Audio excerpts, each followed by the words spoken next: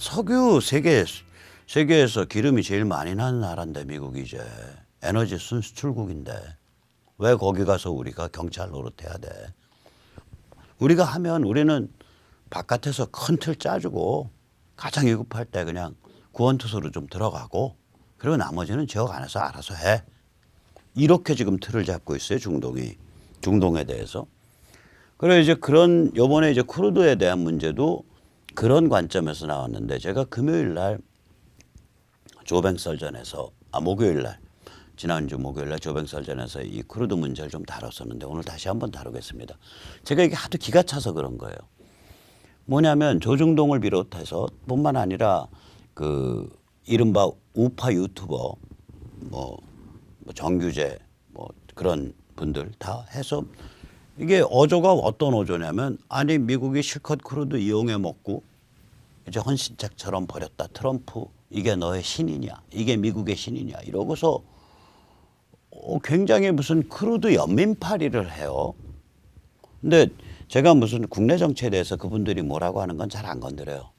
왜냐면 그건 입장이 다를 수 있어요.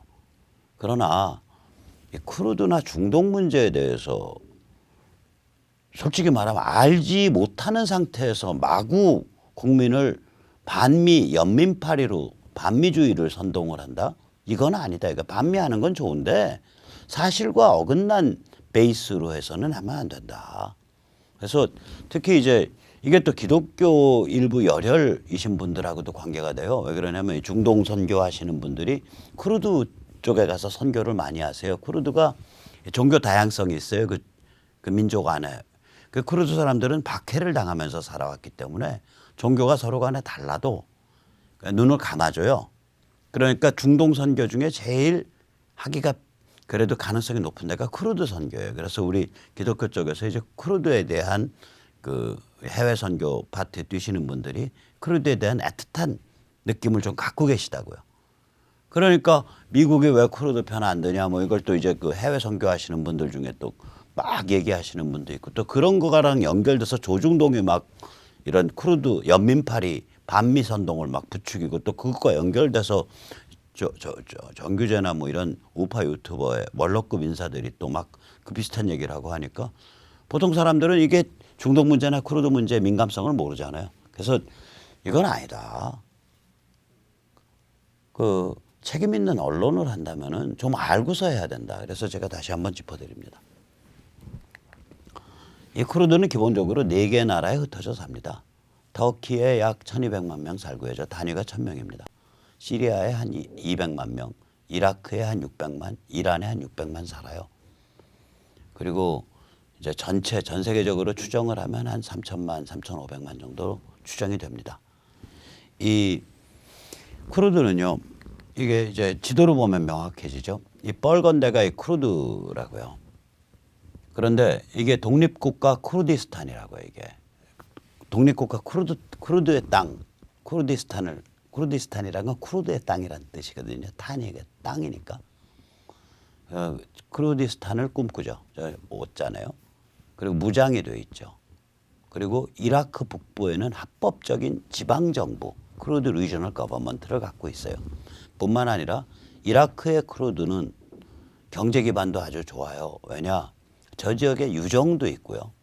유정뿐만이 아니라 이라크 내륙에서 나는 석유가 가만히 보세요. 바로 터키 송유관에서 팔아버리면은 지중해로 바로 들어가잖아요. 터키에서도 팔고 지중해로도 들어가고.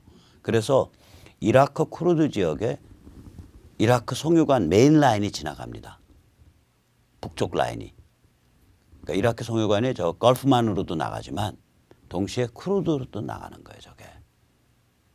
그래서 이게 이제 그러니까 이제 일이 복잡해지죠. 이라크 쿠르드는 이미 힘을 갖고 있고 지방 정부, 지방 자치 정부, 아주 자치 그 힘이 강한 지방 자치 정부를 갖고 있다고요.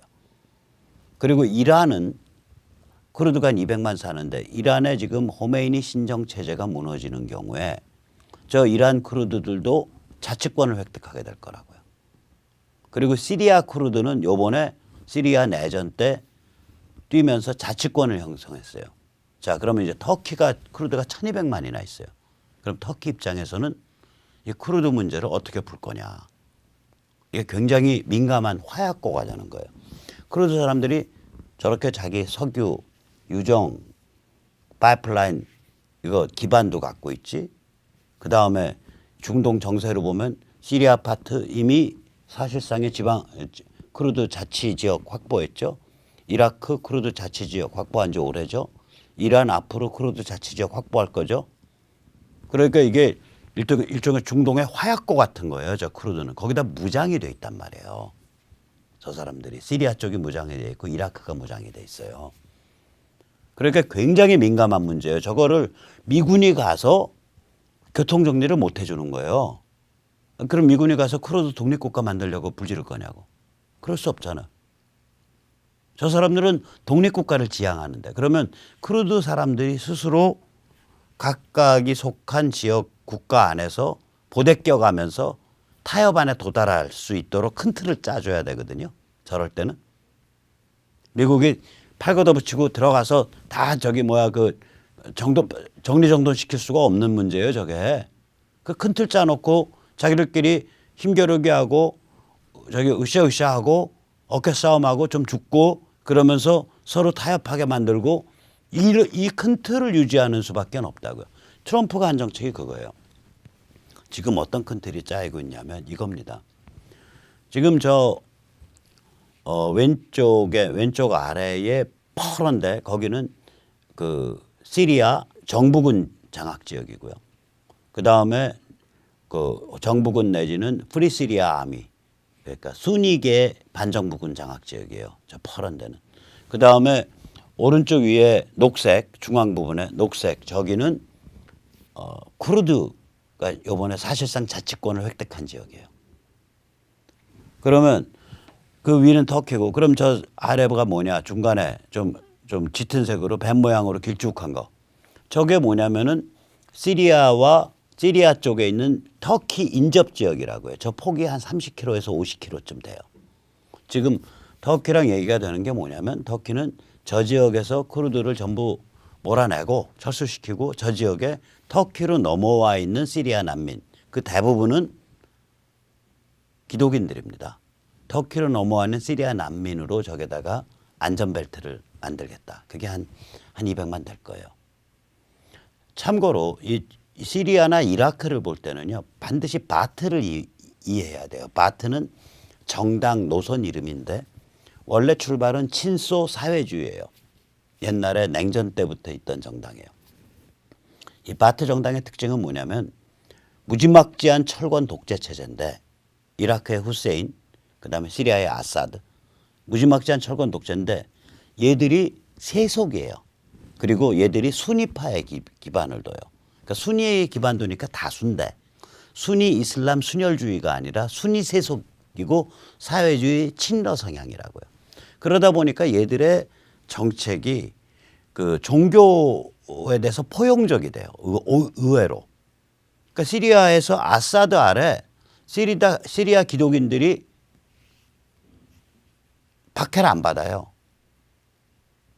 이라크 후세인 아래서 이라크 쿠르드족이 이라크 순이나 이라크 시아에 비해서 별로 차별 안 받았어요.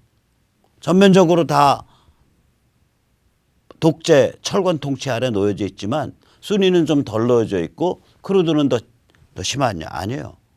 이렇기 때문에 바트가 유지되는 거거든요. 그 절묘한 균형을 맞춰서. 저 시리아도 다민족 다종교 국가고요. 이라크도 다민족 다종교라고요. 쿠르드 안에만 종교가 여러 개고요. 그다음에 시아와 순위는 우리가 보면 같은 이슬람이라고 생각하지만 그건 철천지 원수 이슬람이에요. 1970년대인가 시아 테러리스트들이 메카 사우디아라비아의 메카 그 이슬람 그 순례하는 성지에 들어가서 기관총을 난사해서 한 그때 몇십 명인가 몇백 명 죽인 일이 있어요. 시아와 순위는 철천지 원수예요. 종교가 다르다고 생각하시면 돼요. 그냥 다른 것도 아니고 서로 못 잡아 죽여서 안달인 철천지 원수라고 생각하시면 돼요. 그러니까 이라크도 다민족 다종교고 시리아도 다민족 다종교라고요. 근데 저 중동 사람들은 종교에 목숨을 걸잖아요, 보통. 그걸 균형을 누가 맞춘 거냐?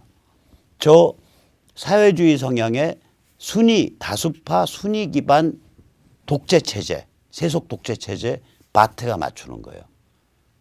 그래서 저런 지역은 들어가서 교통 정리를 할 길이 없어요.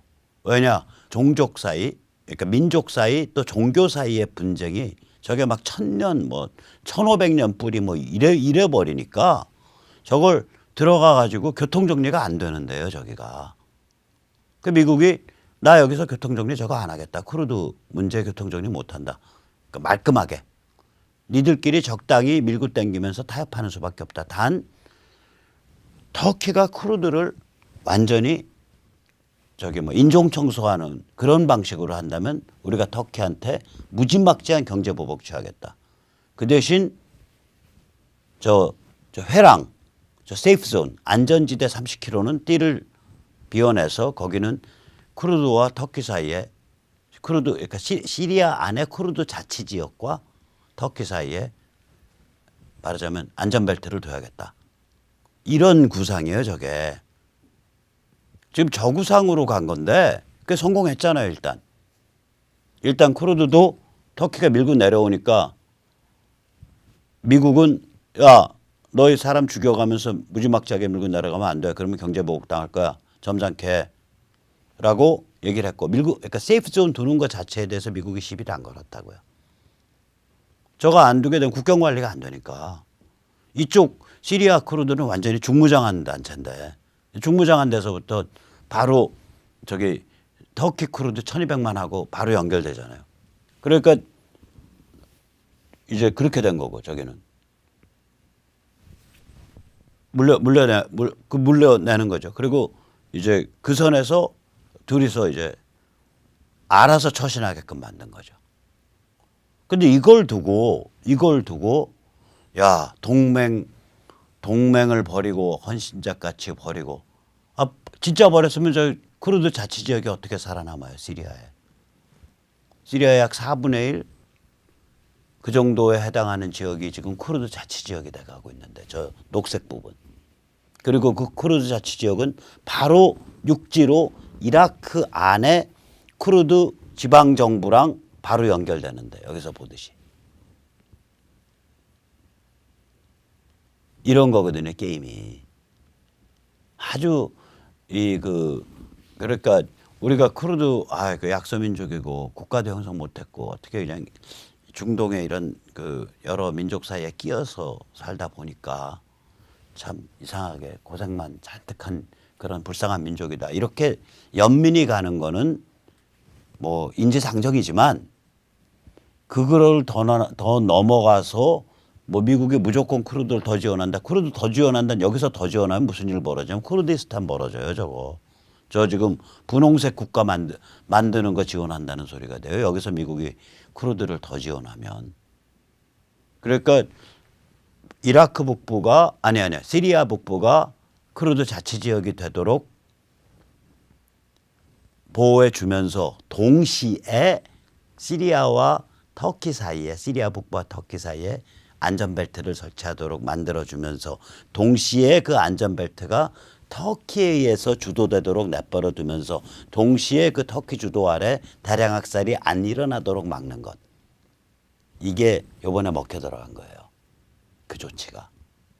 자, 사정이 이런데 동맹 쿠르드를 써먹고 헌신작처럼 버렸다?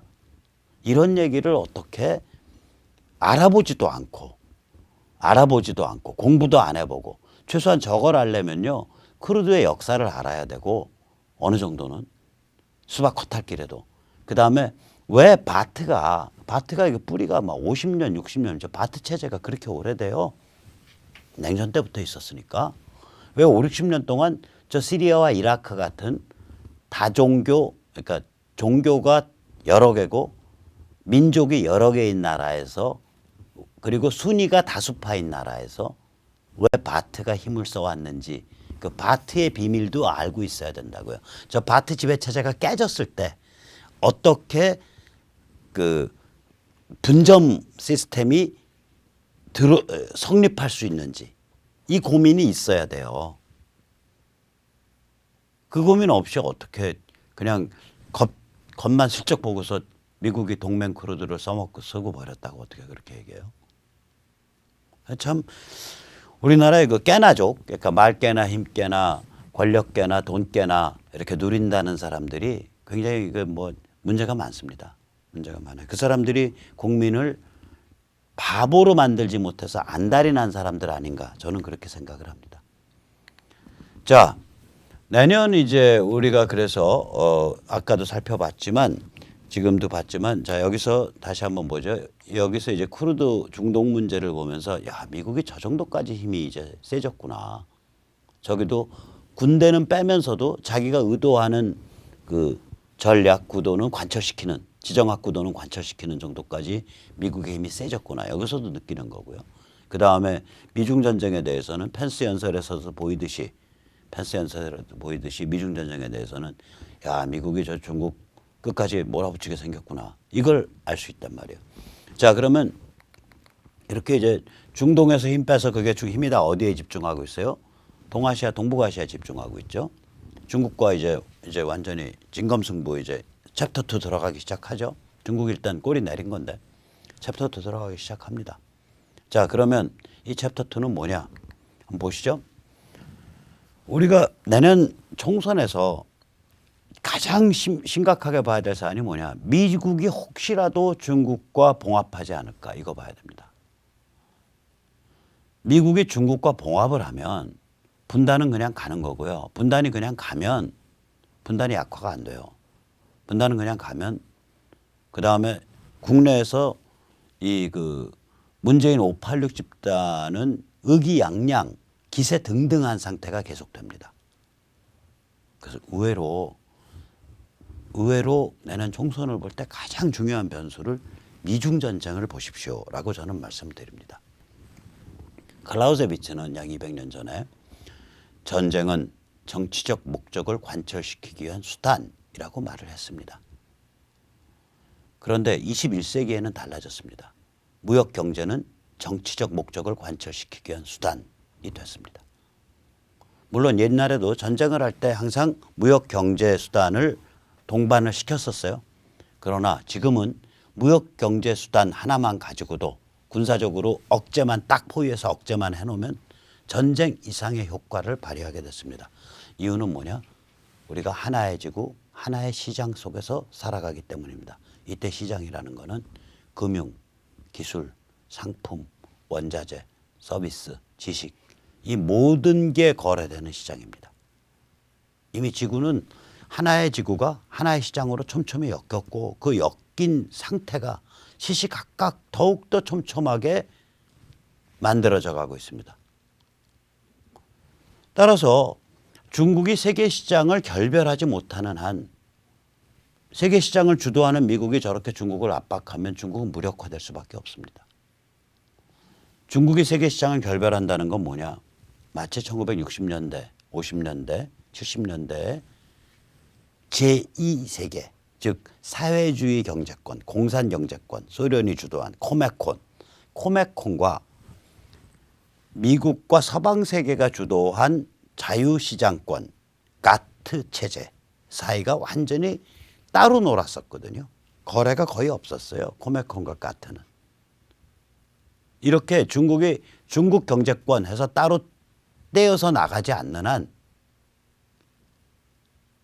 무력화될 수밖에 없어요. 근데 중국 경제권 지금 무슨 재주로 떼서 나가요? 중국 밖은 다 세계 시장인데.